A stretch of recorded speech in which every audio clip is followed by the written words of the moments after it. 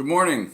Was going to do a teaching or investigation on Deuteronomy chapter 22. Just recently there was a teacher that was doing a Torah study on this particular chapter, went through there, and after we got through chapter 22, it was reverberated 3 times, the men, the men, the men.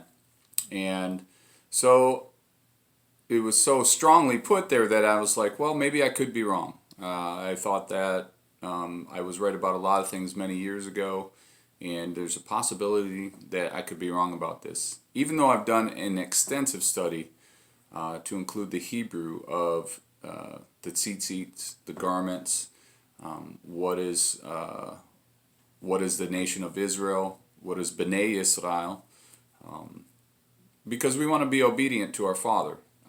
It's our understanding that the tzitzit are for not just the men, but for the women and children as well. And there's a whole lot. There's an added video to our website or to our YouTube channel here. Gives a brief overview of what our family has come to as far as conclusions about the tzitzit and wearing them. So without going a whole lot into detail, let's get through this investigation real quick. Let's go to Numbers chapter 15. We'll start in verse 37. I'll read it in the English. Okay? Again, the Lord spoke to Moshe, saying, "Speak to the children of Israel. Tell them to make tassels on the corners of their garments throughout their generations, and to put a blue thread in the tassels of the corners. And you shall have the tassel, that you may look upon it, and remember all the commandments of Yahweh your Elohim to do them, and that you may not follow the harlotry to which your own heart and your own eyes are inclined, and that you may remember and do all my commandments, and be holy for your Elohim. I am the Lord your God, who brought you out of the land of Mitzrayim to be your Elohim. I am Yahweh your Elohim." Now, I could read this in the Hebrew, but I'm not going to torture you with my slow reading. I can read it fairly well just in my head.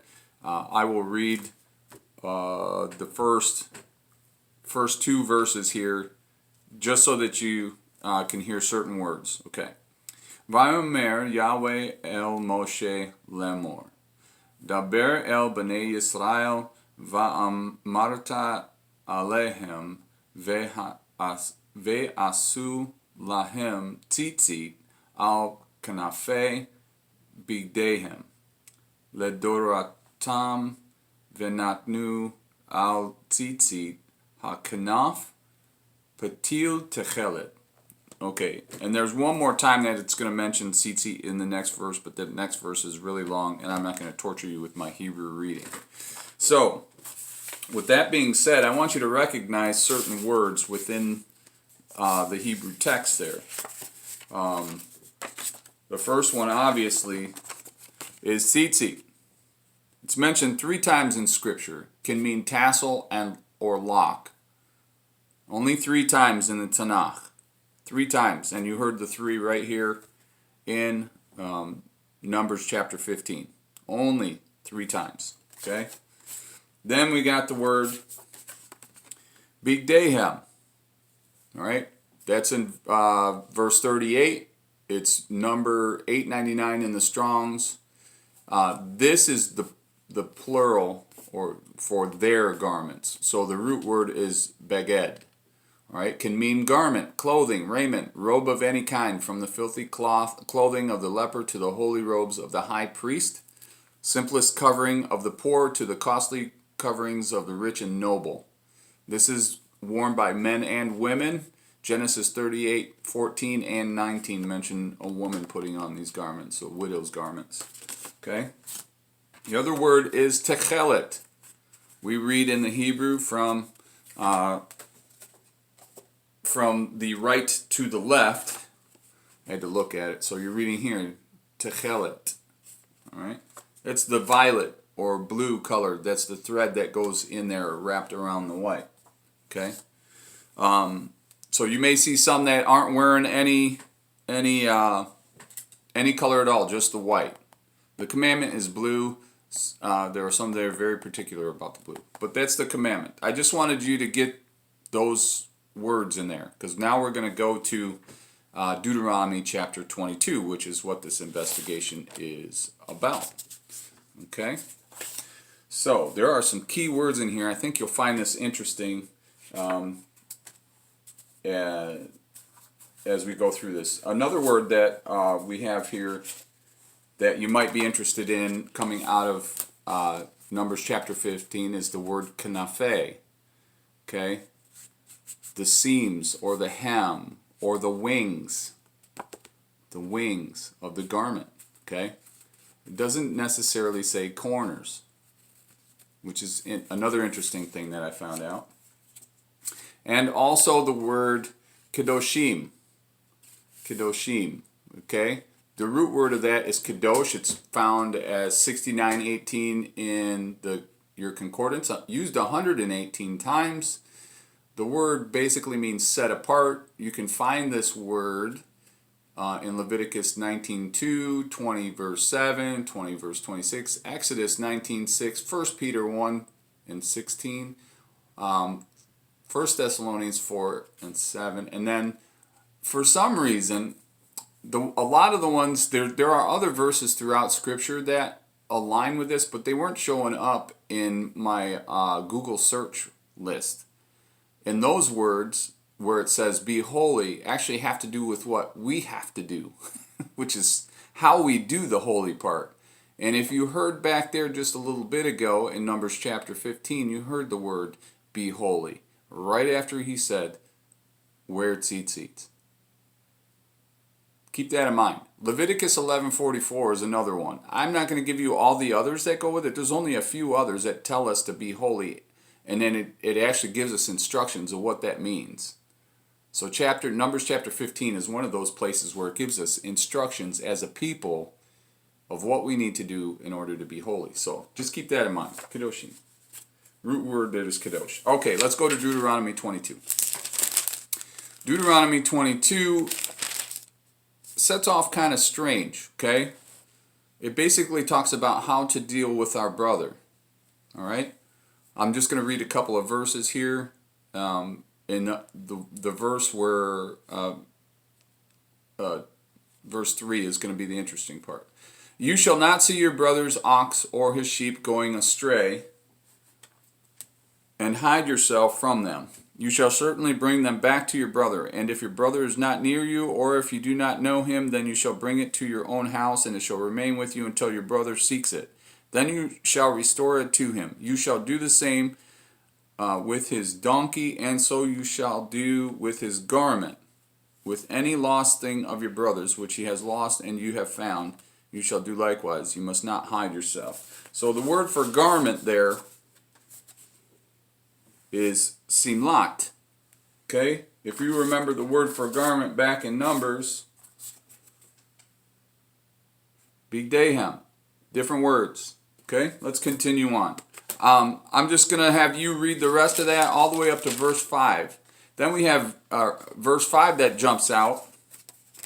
Verse 5 jumps out and it seems like it's kind of out of place. A woman shall not wear anything that pertains to a man, nor shall a man put on a woman's garment, for all who do so are an abomination to Yahweh your Elohim. And then it goes right back into if a bird's nest happens to be before you along the way. It just seems out of place, like it just floated right in there from nowhere. And then if you read down, go through that, you go to verse 11, you shall not wear a garment of different sorts, such as wool and linen mixed together. And then 12 says, you shall make tassels on the four corners of the clothing with which you cover yourself. Okay? So, what are those words? Tassels. There's that word tassels there. If we didn't study the Hebrew, we might just take it as, well, it's tassels. It's got to be referring to Numbers chapter 15. Let's take a look. Okay? I'm going to read this one to you from the Hebrew and see if you can find the word tzitzit in it. Okay? Verse 12. Gedilim ta'aseh lach al arba kanafot kesutcha asher tikaseh ba. Okay? Did you hear the word tzitzit anywhere in that verse? I didn't hear the word tzitzit. So, the word tzitzit's not in there. The word there for tassels is gedolim. Gedolim. Okay? It's used. It's the concordance number 1434. It's twisted threads. It's used one time. Okay? Just keep that in mind. Okay, so what's my point here? I can prove to you that this is not about tzitzit. It doesn't say anything about tzitzit in Deuteronomy 22. So it has nothing to do with the tzitzit as far as who should wear them and when to wear them. So if it doesn't mean that, what does it mean? Which was kind of interesting. Another thing that I want to bring out to you is the garment. Kasutcha is what's worn here. Kasutcha. Alright? This is a covering used 8 times in Scripture. And you don't have to look up where it's found in there. You can look that up. It's 3682. So you'll have to look that up. One of the other words that we might want to look at, if I have it here. Oh, yes. I'm going to get to my speculation and I'll bring up this word. Okay. So if it doesn't mean that, what does it mean? There's been a lot of, I really had to go back to this because it really didn't seem to line up with everything else. That, you know, if Abba said children of Israel and then are to wear tassels on the hem of their garment, meaning all of them, then why would he say here just the men? As far as so what people are doing is they're taking verse 5 and they're mixing it with verse 12 and then assuming that it correlates with Numbers chapter 15, which clearly it doesn't, because it mentions nothing about the tzitzit. Now, if you want to study about tzitzit, or who the children of Israel are, I would recommend going to Identity Crisis, done by Jim Staley. It's done from a long time ago. It's on Passion for Truth. Make sure you get that one. That's the one that I watched years ago. It will help you to come to an understanding of who you are in Messiah as the children of Israel.